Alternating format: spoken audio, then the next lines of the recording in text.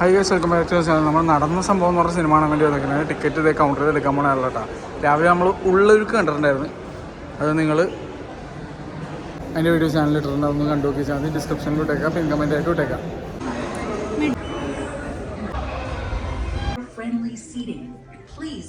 തങ്കമണി ഗിർ once upon a time in കൊച്ചിക്ക് ശേഷം ഞാൻ കണ്ടിട്ടുള്ള ഈ വർഷത്തെ ഏറ്റവും കിഡിലോസ്കി എക്സ്പീരിയൻസ് നൽകിയ സിനിമ പറയാതിരിക്കാൻ വയ്യ.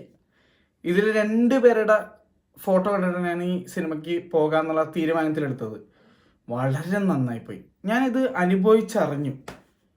ഇതിൽ ബിജു മേനോനും സുരാജ് വെഞ്ഞാറമൂടും എന്നുള്ള നടനെ എനിക്ക് ഭയങ്കര ഇഷ്ടമാണ്. അത് കണ്ടിട്ടാണ് ഞാൻ ഈ സിനിമയ്ക്ക് പോയത്. കൃതാർത്ഥനായി ഞാൻ. എന്ത് രസമായിരുന്നു അറിയാമോ ഈ സിനിമ. ഫസ്റ്റ് ഹാഫ് ആയത് അറിഞ്ഞതേയില്ല. സെക്കൻഡ് ഹാഫ് തീരല്ലേ തീരല്ലേ തീരല്ലേ എന്നുള്ള ഒരു രീതിയിലാണ് ഞാൻ ഇരുന്നിരുന്നത്. തീർന്നു പോയല്ലോ അയ്യോ എന്നുള്ള ഒരു അവസ്ഥയായിരുന്നു എനിക്ക് ഈ സിനിമ കണ്ടു കഴിഞ്ഞപ്പോഴേക്കും. അത്രയും ഒരു ഗംഭീരമായ ഒരു അനുഭവം. നടന്ന സംഭവം ഇതൊരു പെരുത്ത സംഭവമായിരുന്നു. ഒയ്യോ, ഇത് വർണ്ണിക്കാൻ എനിക്ക് ഒരുപാടുണ്ട്. പക്ഷേ ഇതിൽ ഓരോരുത്തർക്കും ഞാൻ വലിയൊരു കൈയടി നൽകുകയാണ് ഈ സിനിമ അഭിനയിച്ചതിന്. കാരണം ഇതുപോലൊരു എക്സ്പീരിയൻസ് ഞാൻ നേരത്തെ പറഞ്ഞ സിനിമകൾ കണ്ടപ്പോഴാണ് എനിക്ക് തോന്നിയത്. മെയിനായിട്ട് ഭയാനകമായ ഒരു സിനിമ. മെസ്സേജ് എന്നൊക്കെ പറഞ്ഞാൽ അമ്മാതിരി മെസ്സേജാണ്. സ്പൂൺ ഫീഡിങ്ങേ അല്ല, സ്പൂൺ ഫീഡിങ് ആയിട്ട് തോന്നത്തേ ഇല്ല. അത്രയും നാച്ചുറലായിട്ടാണ് ഈ സിനിമ ഈ വിഷയം കൈകാര്യം ചെയ്തിരിക്കുന്നത്. അത്രയും നാച്ചുറലായിട്ടാണ്. ലിജിമോൾ ജോസ് അല്ലേ, നമ്മുടെ ജയ്ഭീമിലൊക്കെ അഭിനയിച്ചിട്ടുള്ള നടിയാണ്. ഇതുപോലെയുള്ള സിനിമകൾ തന്നെ സെലക്ട് ചെയ്യണം കേട്ടോ. കറക്റ്റ് ചോയ്സാണ്. ഇതുപോലെയുള്ള സിനിമകൾ വേണം നിങ്ങൾ. എത്രയും നല്ല സിനിമകളൊക്കെ അഭിനയിച്ചിട്ടുള്ള നടീനടന്മാരൊക്കെ അഭിനയിക്കേണ്ടത്. അത് മികച്ച കയ്യടി നൽകുന്നു അതിനെ. അത്രയ്ക്ക് എനിക്ക് ഇഷ്ടമായി. ഈ സിനിമക്ക് കൊടുത്ത പൈസ ഉണ്ടല്ലോ, എനിക്ക് അയ്യോ ഭയങ്കര സംതൃപ്തി നൽകി ഈ സിനിമയ്ക്ക്. ഞാൻ ഈ പൈസ കൊടുത്ത് ടിക്കറ്റ് എടുത്ത് കണ്ടപ്പോൾ എനിക്ക് ഭയങ്കര സംതൃപ്തിയാണ് വന്നത്. ഈ സിനിമ കണ്ടില്ല, ഉറങ്ങിപ്പോയേ ഇല്ല. അങ്ങനത്തെ ഉറക്കം വന്നേ ഇല്ല അനുപയ്ക്ക്. അങ്ങനത്തെ ഒരു അവസ്ഥയായിരുന്നു. അനുപയാണെങ്കിൽ എന്നോട് പറഞ്ഞത് എന്തൊരു മനോഹരമായ cinema, what A great movie, what A great experience, ഇതായിരുന്നു അനുപ എന്നോട് പറഞ്ഞത്. അത്ര രസം. തിയേറ്ററിലൊക്കെ ഓളം എന്ന് പറഞ്ഞാൽ ഭയങ്കര ഓളമായിരുന്നു. അത് എനിക്ക് എക്സ്പ്ലെയിൻ ചെയ്യാൻ പറ്റില്ല. അത്രയും മനോഹരമായ ഒരു എക്സ്പീരിയൻസ് ആയിരുന്നു. സൈഡിലുള്ള ആൾക്കാരൊക്കെ കമൻ്റ് അടിച്ചതേ ഇല്ല. സൈഡിലുള്ള ആൾക്കാരൊന്നും നിരാശരായേ ഇല്ല. അത്രയും നല്ലൊരു എക്സ്പീരിയൻസ് ആയിരുന്നു. ഗിറിന് ശേഷം സുരാജ് വെഞ്ഞാറമൂട് വീണ്ടും നമ്മളെ എക്സൈറ്റ് ചെയ്യിപ്പിക്കാനുള്ള ഒരു റോളിലാണ് വന്നത്. എങ്ങനെ സാധിക്കുന്നു ഇങ്ങനെ നിരന്തരമായി 2024 നല്ല എല്ലാ സിനിമകൾ ആൾക്കാരിലേക്ക് കൊണ്ടുവന്നെന്ന് എനിക്ക് മനസ്സിലായില്ല. നിങ്ങൾ ഇതിനു മുന്നേ ഉള്ള ചെയ്ത സിനിമകളൊന്നും ഒന്നുമല്ല. ഇതുപോലത്തെ സിനിമകൾ ഇങ്ങനെ ഇനി കണ്ടിന്യൂ ചെയ്ത് പോകണം. സൂപ്പറായിരിക്കും, സൂപ്പർ. എല്ലാം തികഞ്ഞ ഒരു കാസ്റ്റാണിത്. ബിജു മേനോൻ, നമ്മുടെ സുരാജേട്ടൻ, ശ്രുതി രാമേന്ദ്രൻ, ലിജിമോള്.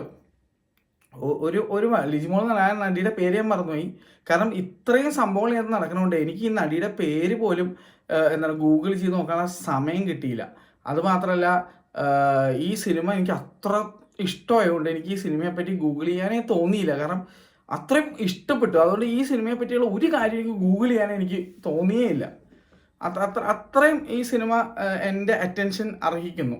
അത് ഞാൻ വിചാരിച്ചത് ഇതിനെപ്പറ്റി ഞാൻ ഒന്ന് ഗൂഗിൾ ചെയ്ത് ഒന്നും അറിയണ്ടെന്നുള്ള ഒരു അവസ്ഥയിലേക്ക് എത്തി. അതുകൊണ്ടാണ്.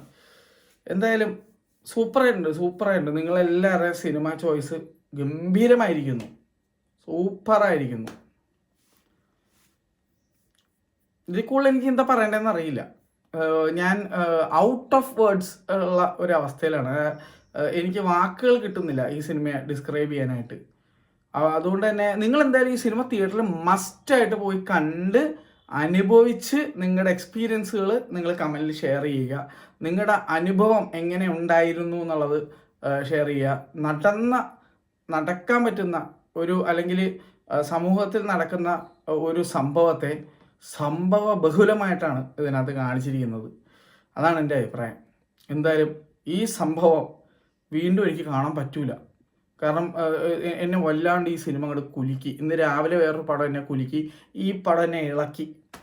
അപ്പോൾ എന്തായാലും ഇനി എനിക്ക് ഇങ്ങനത്തെ ഒരു മൂഡിലുള്ള ഒരു പടം കാണാൻ പറ്റില്ല. ഞാൻ വേറെ ഏതെങ്കിലും ഒരു പടം കണ്ടിട്ട് ലൈറ്റ് ഹാർട്ടഡായിട്ട് എന്താണ് മൈൻഡ് ഫ്രഷ് ആക്കാൻ പോവുകയാണ്.